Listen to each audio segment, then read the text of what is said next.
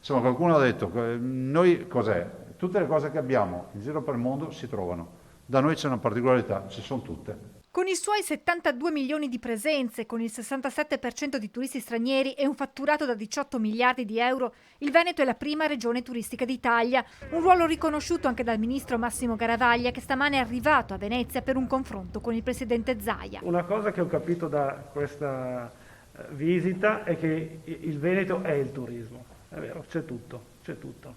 E anche è un momento particolare perché adesso siamo nel momento della ripartenza e dobbiamo partire veramente veloci. Il ministro al turismo ha anche incontrato gli operatori del comparto che hanno presentato le loro richieste per una ripartenza davvero veloce. È stato un incontro operativo e concreto come sono i veneti, ha detto Garavaglia.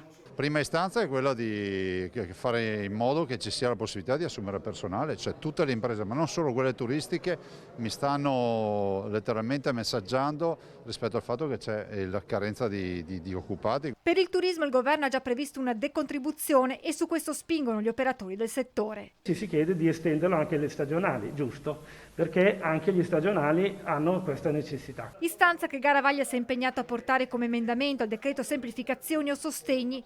Turismo, ha spiegato Zaia, che ha un ruolo fondamentale per l'intero tessuto economico. Il turismo è un elemento di comunicazione eccezionale, straordinario e quindi porta il Veneto in giro per il mondo e quindi tutti i nostri imprenditori degli altri comparti riescono a trovare delle vie, diciamo, di entrata nei mercati grazie anche alla conoscenza dei nostri territori. Al centro del confronto anche le regole per viaggiare, con il Green Pass che dal 15 giugno dovrebbe diventare elettronico e con la proposta della Commissione europea perché sia valido dopo 14 giorni dall'ultima dose di vaccino o 180 giorni per i guariti. E ancora la richiesta di eliminare il tampone per i turisti extra UE che arriveranno in Italia. Abbiamo chiesto al ministro Speranza di togliere il tampone per chi è vaccinato, perché se uno è vaccinato perché gli devi fare il tampone. Sono 9 milioni gli italiani che si sposteranno per il ponte del 2 giugno, mentre il 54,5% dei nostri connazionali ha già prenotato o ha l'intenzione di fissare le vacanze in Italia, il 10% in più rispetto al 2020.